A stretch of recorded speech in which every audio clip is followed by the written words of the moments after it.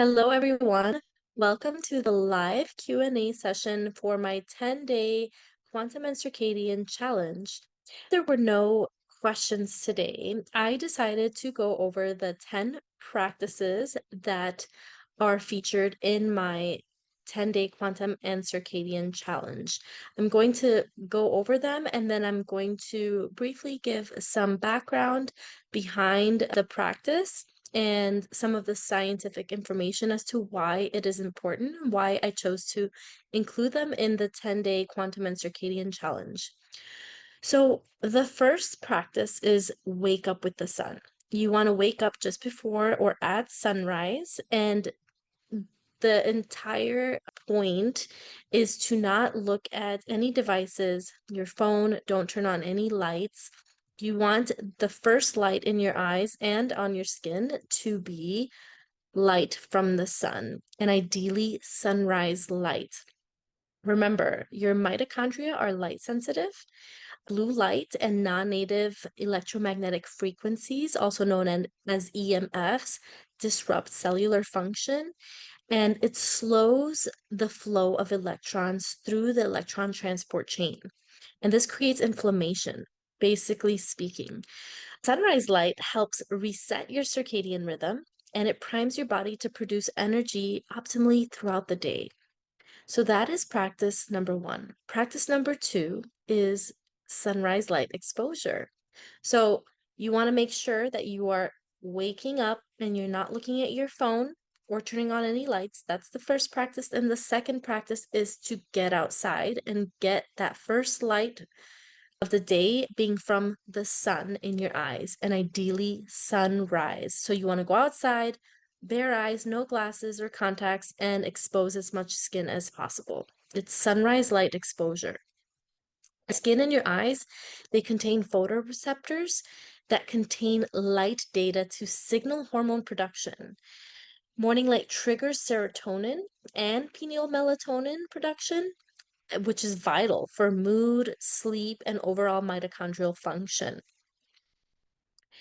Practice number three is you want protein and fat for breakfast. Focus on that protein because if you focus on protein, you will naturally get some fats, saturated fats from that protein. Ideally, meat, if you can do that. Morning carbs spike blood sugar and it disrupts your microbiome. And protein and fat fuel better.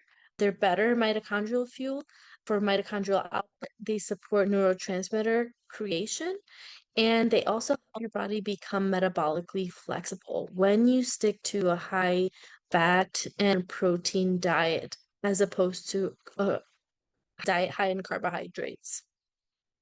Practice number four is hydration with minerals. So it's to drink high quality water. You want a mineral rich water throughout the day, and you want to avoid plain filtered water. And you also want to add electrolytes to your water. So that's sodium, potassium, magnesium, fluoride. These are electrolytes, and it's important that you have minerals and electrolytes in your water. Metabolic and exclusion zone water, which we talk a lot about in the challenge, in the mini lessons, larger than these lessons that I'm sharing with you here now.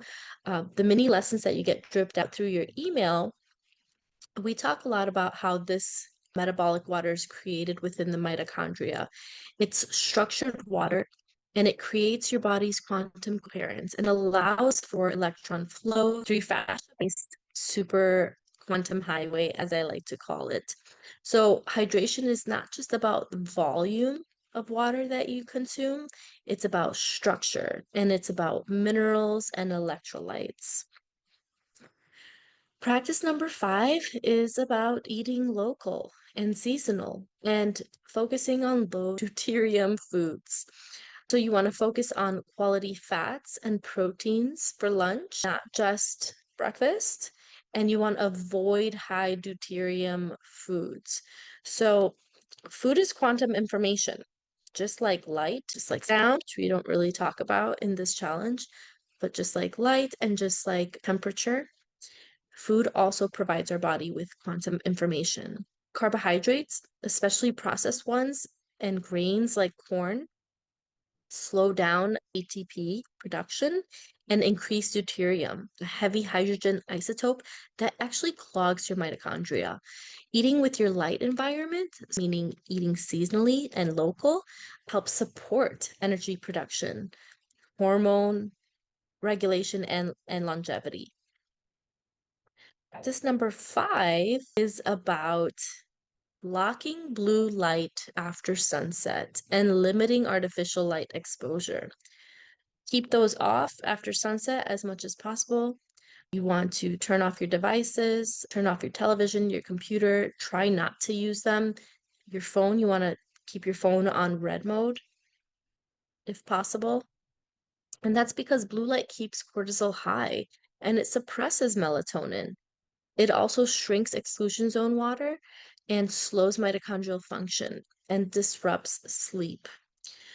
You want to use red lights, blue blockers if you have them, and avoid screens to preserve your evening hormone cascade. Practice number 7 is go outside for a UVA rise light walk. Use a Circadian app to know when UVA begins in your area.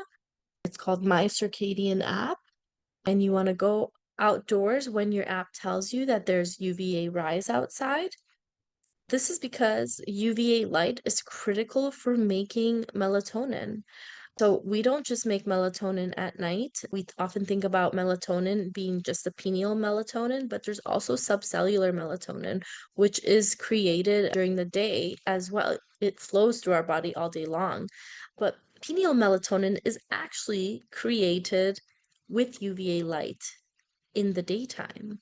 We also make serotonin with UVA light and a hormone, pregnenolone, in the morning. So there's a specific blend of blue and red when the sun is below 10 degrees off the horizon, which helps synthesize pregnenolone. So it's important to try to get outside before, actually, even before that UVA rise is when we get pregnenolone.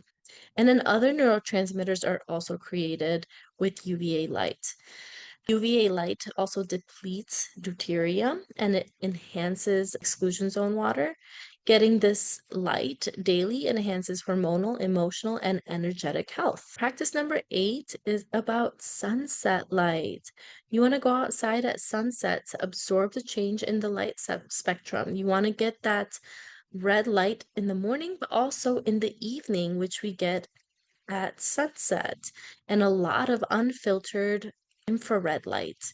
Sunset signals melatonin to rise and cortisol to fall, and this syncs our circadian rhythm and supports weight balance, hormone health like leptin, and it supports our detox pathways. It's nature's signal to wind down.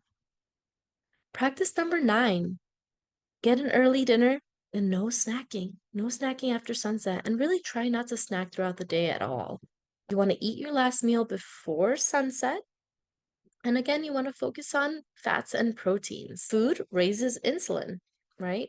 And this means it's going to raise cortisol. Insulin and cortisol kind of increase at the same time. They increase when insulin is high, cortisol goes up as well. And this blocks melatonin, which you want that melatonin flowing at night. Late eating disrupts sleep, it disrupts fat metabolism and circadian hormone flow. Nighttime fasting supports mitochondrial repair and deeper sleep. You get deeper sleep and therefore you get mitochondrial repair and whole body repair at night when you're not snacking and not eating. You want to have your last meal about 3 to 4 hours before bed, really. And practice number 10 is about taking sun breaks during the day, throughout the day. Get 2 to 10-minute sun exposures throughout the day. Sunlight provides electrons and it supports redox balance, your body's ability to reduce inflammation and make energy. Movement, grounding, and light keep your fascia network and mitochondria function as a seamless quantum system. So I hope going over these helped. The next steps are to keep the rhythm going. These 10 practices aren't meant to end after 10 days. They're a roadmap for daily living in alignment with nature and your biology. So you want to stick with the ones that felt the best in your body and add new ones gently and try to stick with them as much as possible. So some tips for sticking with them is to use habit stacking, which is pairing these practices with things that you already do. So, for example, something I like to do for myself is drinking my morning drink. So, to break my fast, I like to do like bone broth. I'll pair that sometimes with my sunrise light. And if I don't get it at sunrise, I'll pair it with my UVA rise walk. And that way I'm not missing out on that important window of eating with sunrise, within 1 hour of sunrise. Usually UVA rise is within 1 hour of sunrise. So if I have my bone broth drink in the morning, I'll do it with my UVA rise if I don't get it with sunrise. You want to leave notes or cues like sunrise walk on your fridge to remind yourself. You can invite a friend to join the challenge for accountability and track how you feel, like energy, sleep, and mood and digestion throughout the day. So I hope this was helpful, and please feel free to leave me an email, drop me any comments if you have questions about anything that I shared right now.